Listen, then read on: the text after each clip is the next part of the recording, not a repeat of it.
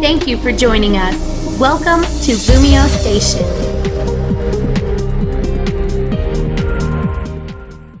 Good pasa LumioseStation. How's it going, everybody? Whoa, yeah, I bet you guys have not heard that in a very, very long time. I think it's been like two and a half months since I've last uploaded on LumioseStation, and let me tell you guys why.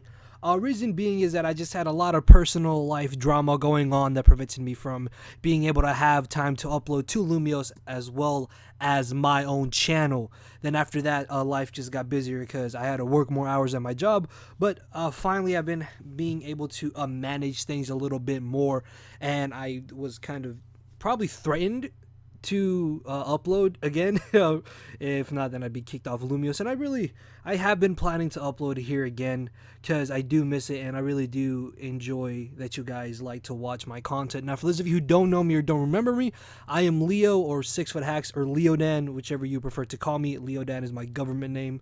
So yeah, I do upload Pokemon videos to my channel. I have recently got back into uploading Pokemon Wi-Fi narrated battles again, and I do a lot of Pokemon Showdown lives. If you guys would like to go check out my channel after watching this, by all means make sure to do so. And today my opponent is the one and only PKSparkxx, aka Dat Hotness. A lot of you should definitely know who he is, and as you can tell from the date of this battle, this is about 2 months old.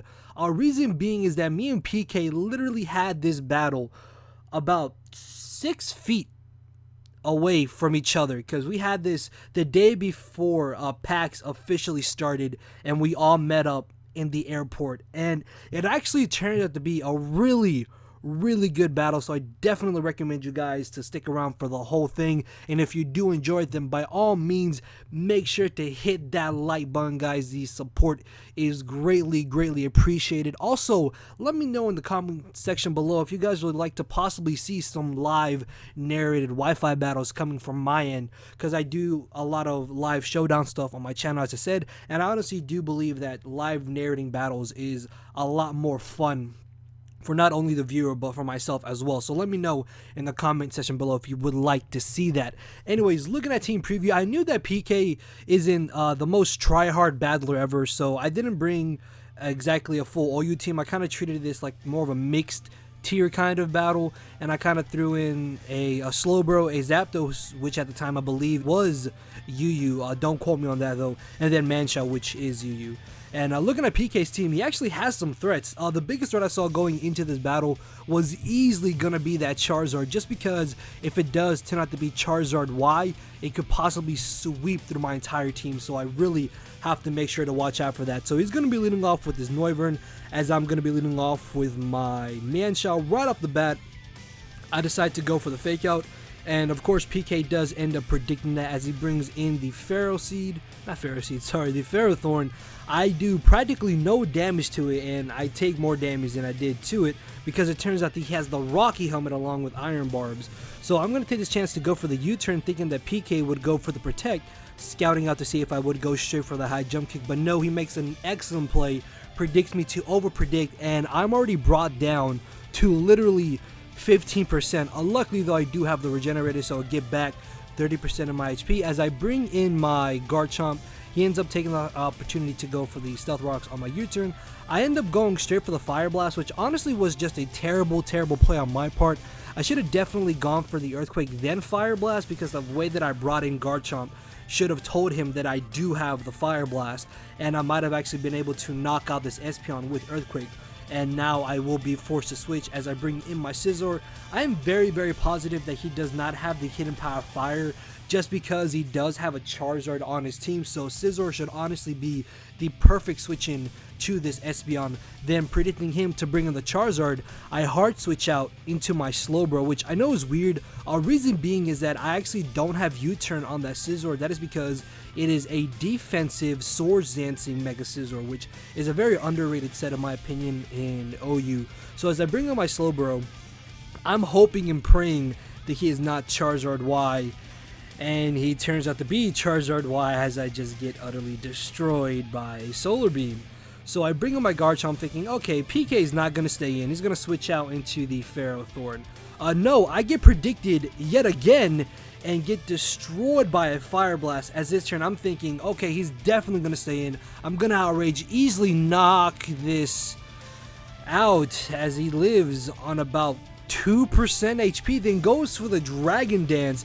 Unfortunately, I am not Scarfed, and he's going to be able to easily knock me out with the Earthquake. The crit did not matter whatsoever, and I'm staring at a +1 attack, +1 speed Charizard Y. So I bring in my Manshell, and here I know that I have to make a play. I have to predict correctly, otherwise I get destroyed by this Charizard Y. So ultimately, knowing that the fake out is so painfully obvious, I actually go for the high jump kick, predicting him to bring in the Ferrothorn, predicting me to go for the fake out. Now, yes, I could have brought in my Scizor, but by bringing in my Manshell, I put more offensive pressure on him. So either way, I was guaranteed to get rid of his Charizard Y or knock out the incoming Ferrothorn. So by getting rid of Ferrothorn, I get rid of one Pokemon that can stop my Scizor from sweeping. All I have to do is weaken that Lantern, and my Scizor should be able to come in, Mega Evolve, SD, and just sweep with Bullet Punch.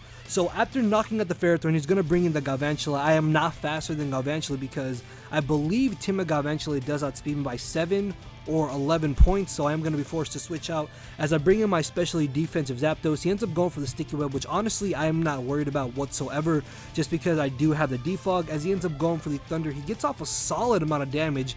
I was honestly surprised by how much damage that did, considering the fact that I am specially defensive as I stated. So I'm able to get rid of the Sticky Web, which is really great because now I don't have to worry about my team being slowed down, mainly my Manshell, because Manshell is going to come in handy, especially against that Charizard that he still has left. So as I go for the Roost, he switches into his Lantern, which at first I found to be a bit odd, but then I realized that, well, he could possibly have Toxic, so I decided to stay in and go for a Toxic of my own, as he actually ends up going for the Substitute, predicting me to switch out, and PK is now behind a sub, and he's Toxic, which is really good for me because now I will have a much easier time taking down this Lantern. And the reason why this is so sped up is because it's just a really stally part of the battle, as it turns out that he himself has Toxic. Unfortunately for him though, he ends up missing, which actually ends up playing a very crucial role because now my Zapdos will not be taking that unnecessary damage. As I bring in my Scizor, predicting the Toxic, he goes for the Scald and gets a crit burn, which I'm not gonna lie was a little bit upsetting because, as I said earlier in the narration, once I got rid of his Lantern, my Scizor could come in, set up a Swords Dance or two, and just sweep through his team. And unfortunately, with that burn, one of my win conditions is now crippled, and I still have a chance to possibly win with Scizor.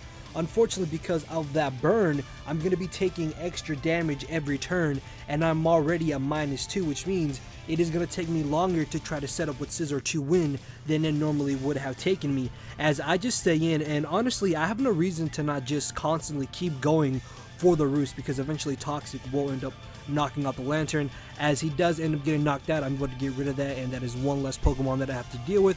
As he ends up bringing in his Noivern, I know Bullet Punch will do practically no damage to him, and I'm hoping to still be able to set up with my Scizor mainly on that Espeon, because Espeon should honestly not be able to do anything to my Scizor.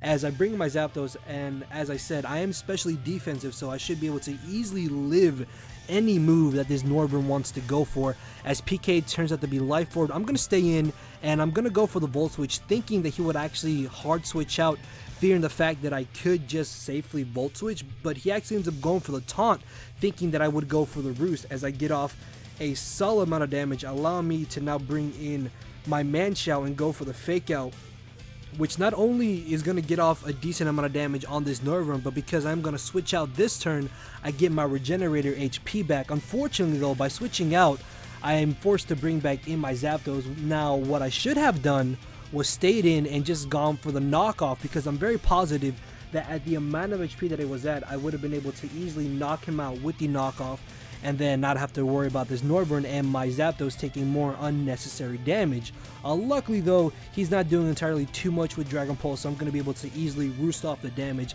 As this turn, I end up making a very questionable play, and I predicted PK to go for the Taunt, predicted me to go for the Roost, thinking he would just go for one final Dragon Pulse to knock me out, which is why I actually ended up going for the Volt Switch.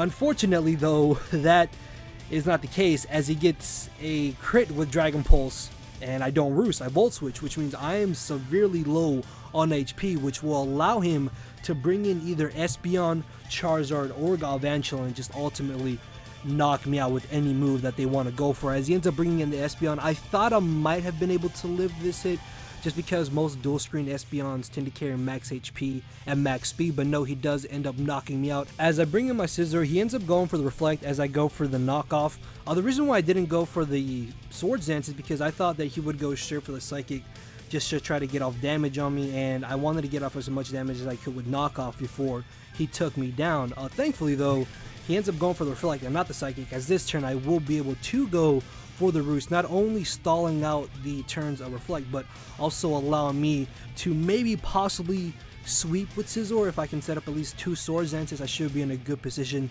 to just plow through his team, and hopefully the screens will be gone by then. As I roost up again, he's going to end up going for the Dazzling Gleam, as I will take this opportunity to go for the Swords Dance. He told me that the reason why he went for Dazzling Gleam over Psychic is because it didn't really matter what he went for, because Psychic still wouldn't have done too much damage to me either way. So after going for the Swords Dance, I contemplated this play, and ultimately I decided to go for the Roost instead of going for the knockoff, because I thought that screens would run out this turn, but no, they are still up.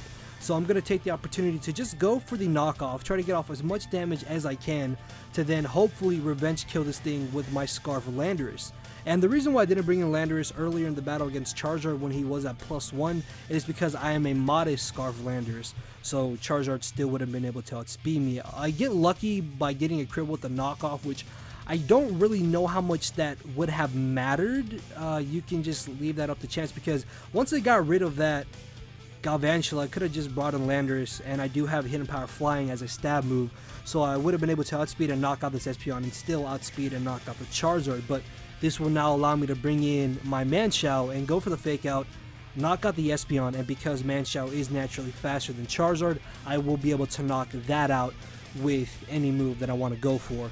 And ultimately, I believe I decided to go for the knockoff. I kind of wanted to go for the U-turn, but knowing my luck, he would have lived, as I actually go for the high jump kick.